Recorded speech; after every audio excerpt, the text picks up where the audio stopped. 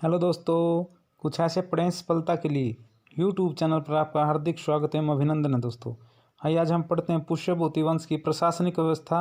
HSSC, SSC, railway, net सभी exam के लिए महत्वपूर्ण। दोस्तों आज हम पढ़ेंगे पुष्यभूति वंश या वर्धन वंश की प्रशासनिक व्यवस्था। दोस्तों जैसा हमने कल पढ़ा था कि पुष्यभूति वंश में हर्षवर्धन के समय में भूमि कर का 1/6 भाग लिया जाता था। तो अब हम आगे पढ़ते हैं। दोस्तों करों के रूप में प्राप्त नगद धन को हिरण्य कहते थे। क्या कहते थे दोस्तों? हिरण्य कहते थे। हिरण्य कहते थे।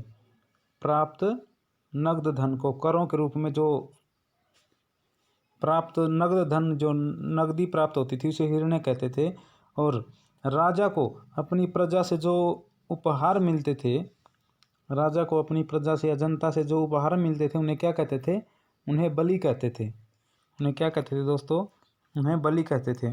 इस तरह भूमि कर जो होता था उसे भाग कहते थे, जो नगद धन प्राप्त होता है उसे हिरण्य कहते थे, और जो उपहार मिलते थे उन्हें बलि कहते थे। इस 3 प्रकार के करों का उल्लेख हर्ष के ताम्र लेखों से प्राप्त होता है। किन से प्राप्त होता है दोस्तों?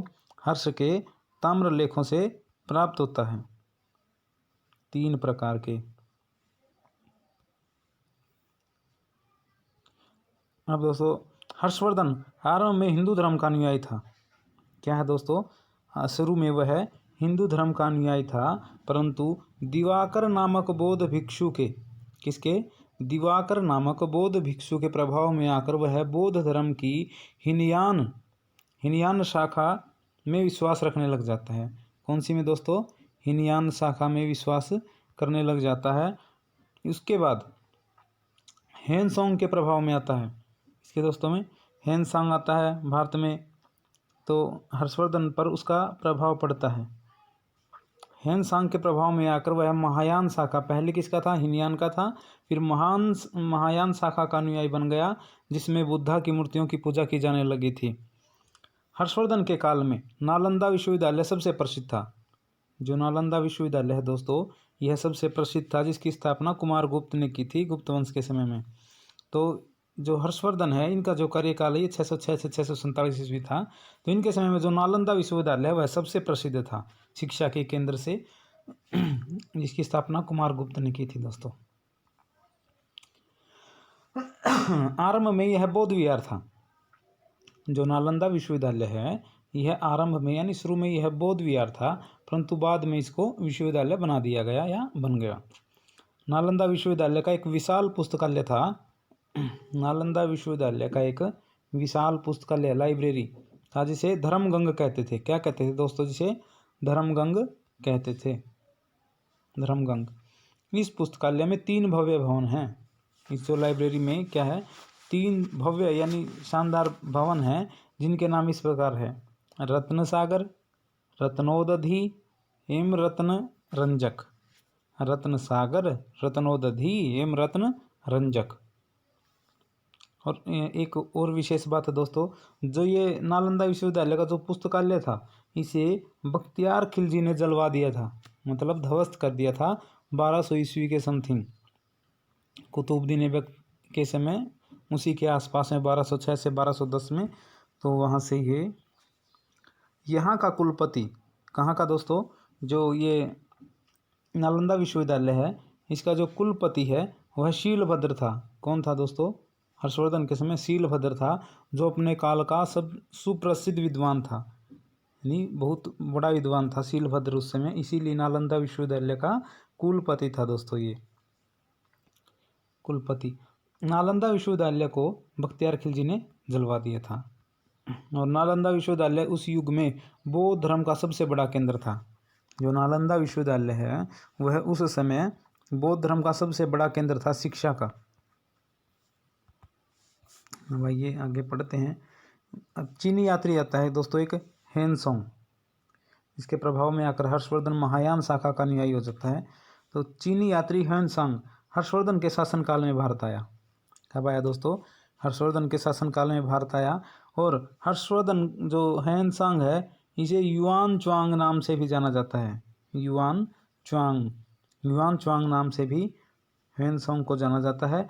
और यह बौद्ध साहित्य का अध्ययन करने, एकत्रित करने के लिए भारत आया था। क्या करने आया था दोस्तों? बौद्ध साहित्य का अध्ययन करने एवं उन्हें एकत्रित करने भारत आया था। और जो ये 630 से 644 तक ये भारत में रहा था दोस्तों। ये 630 से 644 ईस्वी तक भारत में रहा था। और इसने एक पुस्तक लिखी थी जिसका नाम है सी यू की। क्या है दोस्तों? सी यू की अर्थात पश्चिमी जगत का वृत्तांत भी कह सकते हैं आप। इसी का नाम है पश्चिमी जगत का वृत्तांत। और देखिए दोस्तों, इसे और क्या क्या कहा जाता है। जो ह्वेनसांग है इसको यात्रियों का राजकुमार, यात्रियों का राजकुमार, नीति का पंडित एवं वर्तमान शाक्य मुनि भी कहा जाता है। क्या कहा जाता है दोस्तों इसको? यात्रियों का राजकुमार, नीति का पंडित एवं वर्तमान शाक्य मुनि भी कहा जाता है।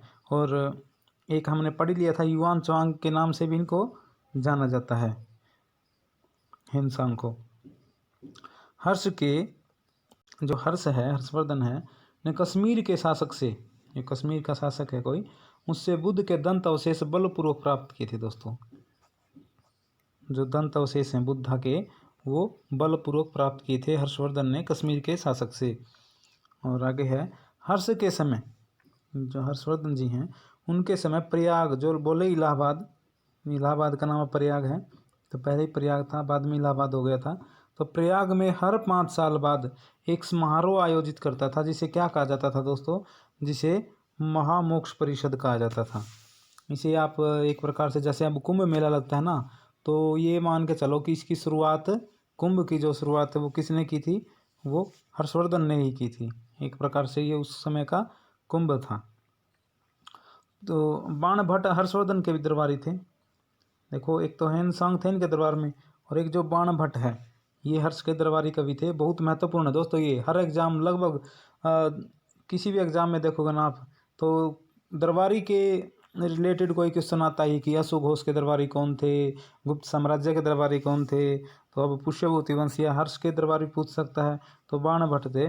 और ये इसलिए क्योंकि इन्होंने हर्षचरित एवं कादम्बरी 2 महत्वपूर्ण बुकें लिखी, 2 महत्वपूर्ण बुक्स लिखी इन्होंने। और ये आगे कहा जाता है, जो हमने शुरू में पढ़ा था कि हर्षवर्धन ने 3 बुक्स लिखी। कौन सी? प्रियदर्शिका, रत्नावली एवं नागानंद। परंतु कहा जाता है, क्या कहा जाता है कि एक धावक नामक कवि ने, किसने? एक धावक नामक कवि ने हर्ष से पुरस्कार लेकर उनके नाम से 3 नाटक लिखे। ऐसा कहा जाता है कि वही उसने पुरस्कार ले लिया, पैसे ले लिए, और हर्षवर्धन जी के नाम से 3 नाटक लिख दिए, प्रियदर्शिका, रत्नावली एवं नागानंद। और दोस्तों रत्नावली हरियाणा में कुरुक्षेत्र में हर 1 नवंबर से शुरू होती है रत्नावली, जिसमें सभी जो विश्वविद्यालय हैं वह पार्टिसिपेट करते हैं और हरियाणा की संस्कृति का परिचय देते हैं। इसके बाद है दोस्तों, हर्षवर्धन ना भारत का अंतिम हिंदू सम्राट था। जो हर्षवर्धन है भारत का अंतिम हिंदू सम्राट कहा जाता है दोस्तों इसको। बाद में बौद्ध धर्म के अनुयायी हो गए थे, परंतु पहले हिंदू थे, तो इसलिए हर्ष को भारत का अंतिम हिंदू सम्राट कहा जाता है। हर्ष में हर्षचरित है ना, जो किसने लिखी थी हर्षचरित? बाण भट्ट ने लिखी हर्षचरित। तो हर्षचरित में क्या है? प्रांतीय शासक के लिए लोकपाल शब्द आया है। तो सबसे पहले जो लोकपाल शब्द है, जिसकी अभी मांग की थी अन्ना हजारे जी ने दिल्ली में बहुत पीछे तब, तो हर्षचरित में सबसे पहले प्रांतीय शासक के लिए लोकपाल शब्द आया है। सबसे पहले तो हर्षचरित में आया है।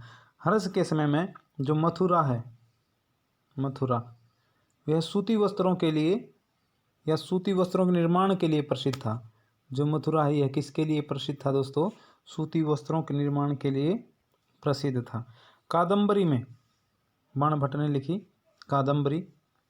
कादम्बरी में बाण भट्ट ने कादम्बरी तथा राजकुमार चंद्रपीड़ की, किस की दोस्तों?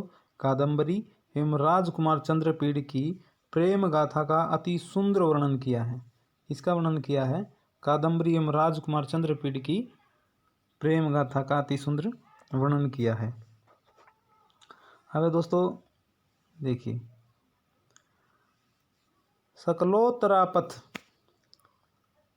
सकलोतरापथनाथ हर्षवर्धन को कहा गया है।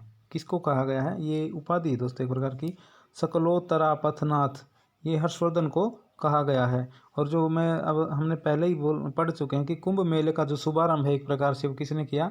हर्षवर्धन जी ने किया। और एक है क्वेश्चन, ये दोस्तों महत्वपूर्ण है, HCS में पिछली साल ही पूछा गया था ये, कि मधुबन उसे नहीं था, ओनली यही था कि बांसखेड़ा अभिलेख में हर्षवर्धन ने कौन सी उपाधि धारण की, या किससे जानकारी मिलती है हमें हर्षवर्धन के विषय में? तो बांसखेड़ा अभिलेख से मिलती है। यहाँ पे ये क्वेश्चन क्या है, ये थोड़ा देखिए यहाँ पे, मधुबन एवं बांसखेड़ा अभिलेखों से हर्षवर्धन को परमेश्वर कहा गया है। क्या कहा गया है दोस्तों? परमेश्वर कहा गया है। जैसे ही हर्षवर्धन को हराकर पुलकेशन द्वितीय ने परमेश्वर की उपाधि धारण की थी, परंतु मधुबन व बांसखेड़ा अभिलेख में हर्षवर्धन को परमेश्वर कहा गया है। नालंदा से मिट्टी की और सोनीपत से तांबे की मोहरें मिली हैं। किसकी मोहरें मिली हैं दोस्तों? नालंदा से तो मिट्टी की और सोनीपत से तांबे की मोहरें मिली हैं, जिसमें हर्ष का पूरा नाम मिलता है। क्या नाम मिलता है दोस्तों? हर्ष का जो पूरा नाम है वह मिलता है। किसमें? इसके जो मोहरें हैं, इसमें नालंदा से तो मिट्टी की मिली और सोनीपत से तांबे की मिली। दोस्तों आगे देखते हैं। हर्षवर्धन का जो प्रधानमंत्री है, हर्षवर्धन का जो प्रधानमंत्री वह कौन था? वह भंडी था। जैसे चंद्रगुप्त मौर्य का जो प्रधानमंत्री कौन था? विष्णुगुप्त, कौटिल्य या चाणक्य जिसको कहते हैं वह था। वैसे ही हर्षवर्धन का जो प्रधानमंत्री वह भंडी था। हर्ष के वल्लभी के विरुद्ध, वल्लभी जो गुजरात में है, साकल अभियान की हमें जानकारी कहाँ से मिलती है? यह नौसारी अभिलेख से मिलती है। देखो एक तो बांसखेड़ा अभिलेख आया था, इसके बारे में हमें जानकारी मिलती है, लेकिन जो वल्लभी गुजरात है वहाँ पे आक्रमण जो अभियान छेड़ा था हर्षवर्धन जी ने, तो उसकी जो जानकारी हमें वह नौसारी अभिलेख से मिलती है दोस्तों। रविकृति है, रविकृति जो पुलकेशिन द्वितीय के दरबारी कवि थे। कौन थे ये? पुलकेशिन द्वितीय के, जिन्होंने 634 ईस्वी में नर्मदा नदी के तट पर हर्षवर्धन जी को हरा दिया था, ऐसा वर्णन मिलता है। तो इन्होंने क्या किया? रविकृति पुलकेशिन द्वितीय के दरबारी कवि थे और इन्होंने ऐहोल अभिलेख के लेखक हैं। ये किसके हैं दोस्तों? ऐहोल अभिलेख के ये लेखक भी हैं रविकृति। के बाद में अधिकारियों को, जो उच्च अधिकारी उनको अधिकारियों को भूमि दान देकर पुरस्कार देने की जो सामंती प्रथा है वह हर्षवर्धन के समय में प्रारंभ हुई थी। तो ऐसे क्वेश्चन आ सकता है कि सामंती प्रथा, अधिकारियों को भूमि देकर पुरस्कार देने की जो सामंती प्रथा है दोस्तों, वह किसके समय में प्रारंभ हुई? तो वह हर्षवर्धन के समय में प्रारंभ हुई थी।